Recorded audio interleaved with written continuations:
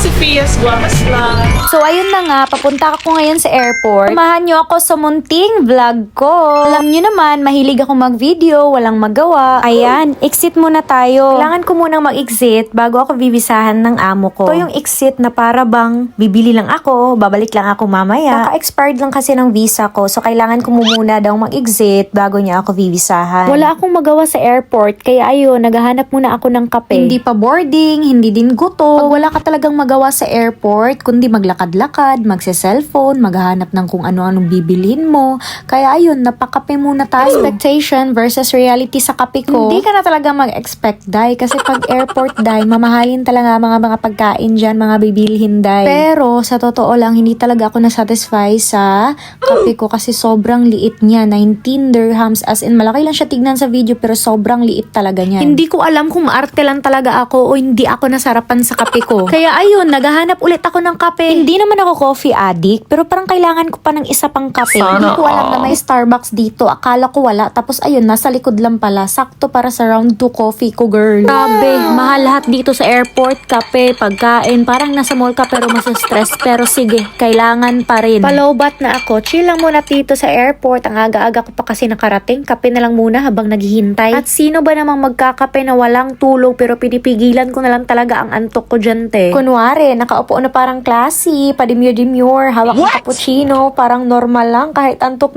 na girl. Uy, bayot, kalibangon ko dahil. Natatay ang babae, girl. Airport life, hindi ka lang antok at mahal ang kape. Minsan, digestive emergency pa. Nanalamin muna ako. Ayoko masyadong magmadali. Saka lang ako mag-CR pero at least ready na para sa next flight. Time check is already 8 a.m. At ngayon malapit na ang boarding. Habang hinihintay ko, napapansin ko ang announcement, passengers of flight XYZ, ABCD, please proceed to the blah blah blah. At may nakilala pala ako, yung pa-boarding na lumapit si ate sa akin bigla kasi daw makikisabay daw siya. And then sabi ko naman, sure, why not? Coconut. Nakakaaliw lang talaga tignan ng mga first time exiters. Isa sa pinaka-cool na bagay sa pag-exit sa airport is bukod sa excitement ng biyahe ay syempre may makikilala ka.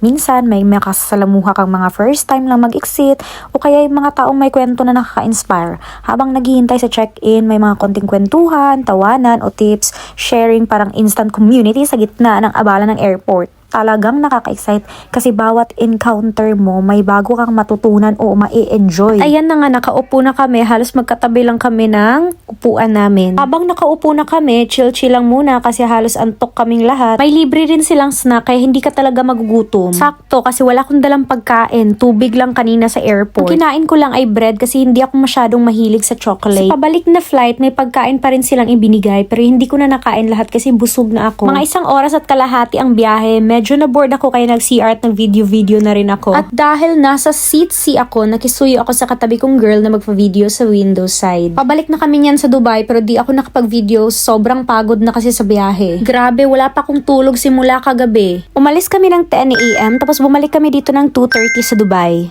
Nauna akong lumabas sa airport kaya hindi kami sabay ng kakilala ko pa uwi. Paglabas namin sa airport, sobrang traffic pa naman talaga. Sa wakas, paakyat na ako sa bahay. Sobrang pagod na ako, Jo. Feeling ko gusto ko dalang maging carbonara ngayon. Gutom na gutom pa naman ako. Nasa bahay na ako, nagdo-doorbell pero tulog din pala sila. Ilang minuto kaya ako naghihintay dito sa labas. Kung bubuksan pa ba nila ako dito? Part pa ba ako sa family? Sasabog na talaga ako dito kakahintay. Char lang, kunwari lang. Salamat talaga sa panonood, guys. Bye!